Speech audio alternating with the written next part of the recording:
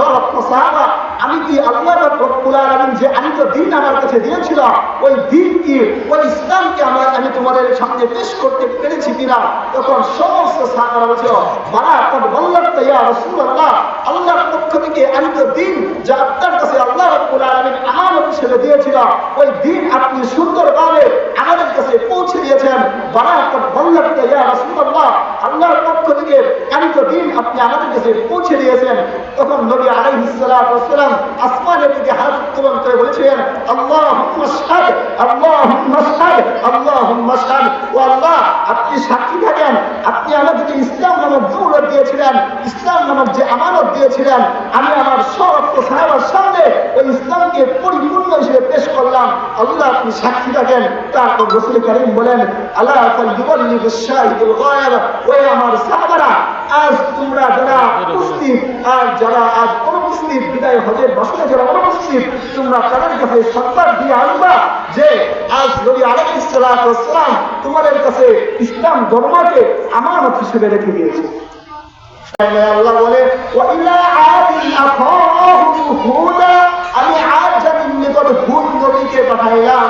তিনি বলে, ক্বালায়া কওমি আবুদুল্লাহ মা লাকুম মিন ইলাহিন গায়রু, আমার সম্প্রদায় ইবাদত করবে একমাত্র আল্লাহ।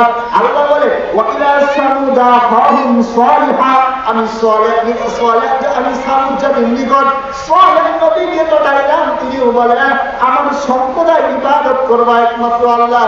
আল্লাহ সব নবীকে বলার পর আমাদের নবীকে বিশেষভাবে আল্লাহ বলে, ওমা আরসালনা মিন ক্বাবলিকা মির রাসূল ইল্লা নূহি ইলাইহি আন্নাহু লা ইলাহা ইল্লা আনা ফা'বুদুন।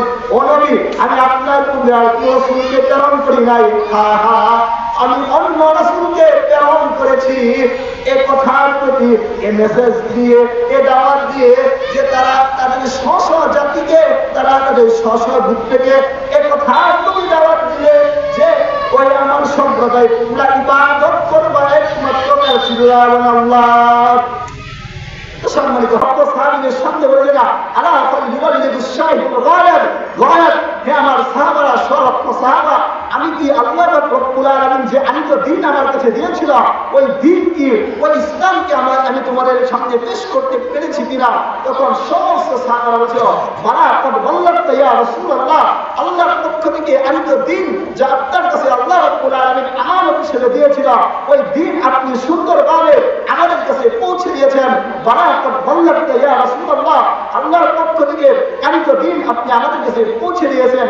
তখন নবী আলাইহিস সালাতু ওয়াস সালাম আসমানের দিকে হাত উত্তোলন করে বলেছিলেন, আল্লাহুম্মা শাহাদ, আল্লাহুম্মা শাহাদ, আল্লাহুম্মা শাহাদ। ও আল্লাহ, আপনি সাক্ষী থাকেন, আপনি আমাদেরকে ইসলাম নামক দৌলত দিয়েছিলেন, ইসলাম নামক যে আমানত দিয়েছিলেন, আমি আমার সমস্ত সাহাবার সামনে ওই ইসলামকে পরিপূর্ণ হিসেবে পেশ করলাম। আল্লাহ, আপনি সাক্ষী থাকেন। তারপর রাসূল কারীম বলেন, আলা ফালইউবাল্লিগু শাহিদুল গায়ব। ওই আমার সাহাবারা, আজ তোমরা যারা উপস্থিত আর যারা আজ অনুপস্থিত, বিদায় হজের বসনে যারা অনুপস্থিত, তোমরা তাদের কাছে সংবাদ দিয়ে আসবা যে আজ নবী আলাইহিস সালাতু ওয়াস সালাম তোমাদের কাছে ইসলাম ধর্মকে আমানত হিসেবে রেখে দিয়েছে। তারপরে আল্লাহ সূরা মায়েদার আয়াত নবী আল্লাহ বলে, আল্লাহুম্মা আকমালতু লাকুম, আল্লাহুম্মা আকমালতু লাকুম, আল্লাহুম্মা আকমালতু লাকুম, আল্লাহুম্মা আকমালতু লাকুম ওয়া আল্লাহুম্মা আকমালতু দীনাকুম ওয়া আতমামতু আলাইকুমুল ইসলাম দীনা। আমি আল্লাহ রাব্বুল আলামিন ইসলাম ধর্মকে তোমাদের কাছে পরিপূর্ণ হিসেবে পেশ করছি।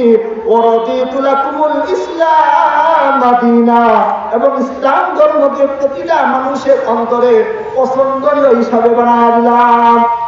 তো রব্বে কারীম ইসলাম ধর্মকে আমাদের কাছে পছন্দনীয় হিসেবে বানিয়ে দিয়েছেন এবং ইসলাম ধর্মকে মুকাম্মাল ধর্ম হিসেবে রব্বে কারীম আমাদের সামনে পেশ করেছেন। আর এই ইসলাম ধর্ম আমার তার কাছে আসার জন্য সাহাবায়ে কেরাম কি পরিমাণ কষ্ট মুজাহাদা করেছেন। যদি আমরা তারিখের কিতাবগুলো উল্টাই, যদি আমরা সিরাতের কিতাবগুলো উল্টাই, নবী আলাইহিস সালাতু ওয়াস সালাম এই আমাদের পর্যন্ত ইসলাম ধর্ম আনার জন্য কি পরিমাণ কষ্ট আর মুজাহাদা করেছেন আমরা দেখি। আপনি নবী আলাইহিস সালাতু ওয়াস সালামের গজওয়ে তাবুক দেখেন, নবী আলাইহিস সালাতু ওয়াস সালামের গজওয়ে উহুদ দেখেন, নবী আলাইহিস সালাতু ওয়াস সালামের গজওয়ে বদর দেখেন।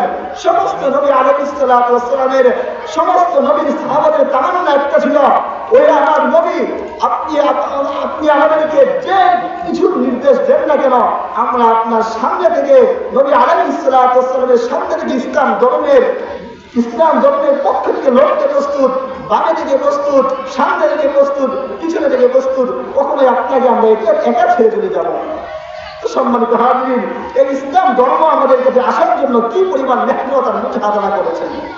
শুধুমাত্র আল্লাহ রাব্বুল আলামিনকে রাজি খুশি করে যদি আমি আপনি যেতে পারি, আর এই ইসলাম নামক ধর্মটা আমরা পেয়েছি সমস্ত আনেওয়ালা নবী বলেন, সমস্ত সাহাবা বলেন, সমস্ত সাহাবাদের কুরবানির বদৌলতে রব্বে কারীম যে ইসলাম নামক দৌলত দিয়েছেন, এই দৌলতের বদৌলতে রব্বে কারীমকে যদি খুশি করতে পারি, তাহলে আমার জীবন সার্থক হবে, আপনাদের জীবন সার্থক হবে, এবং আজকের এই মাহফিলের ইন্তজাম কর্তৃপক্ষ তাদের উদ্দেশ্য হাসিল হবে।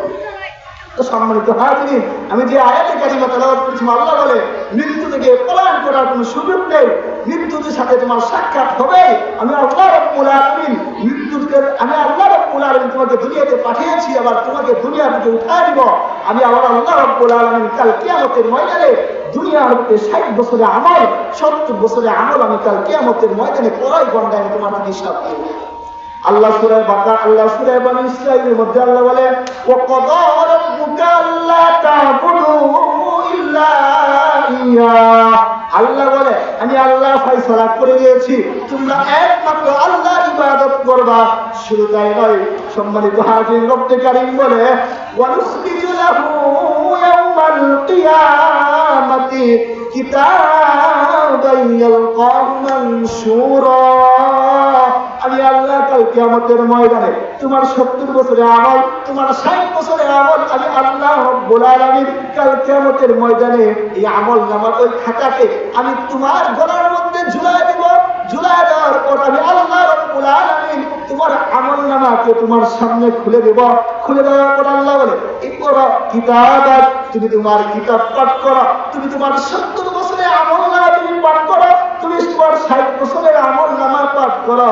দুনিয়ার বুকে সামান্য পরিমাণ কিছু বেশি পরিমাণ আমল নামা, বেশি পরিমাণ জিনিসপত্র হলে আমরা বৈজ্ঞানিকের এই দুনিয়ার চিজ আসবাবপত্রে মুখাপেক্ষি হয়, কিন্তু আল্লাহ বলে 70 বছরের আমল নামার হিসাবের জন্য কোনো বৈজ্ঞানিক কোনো কিছু দরকার হবে না।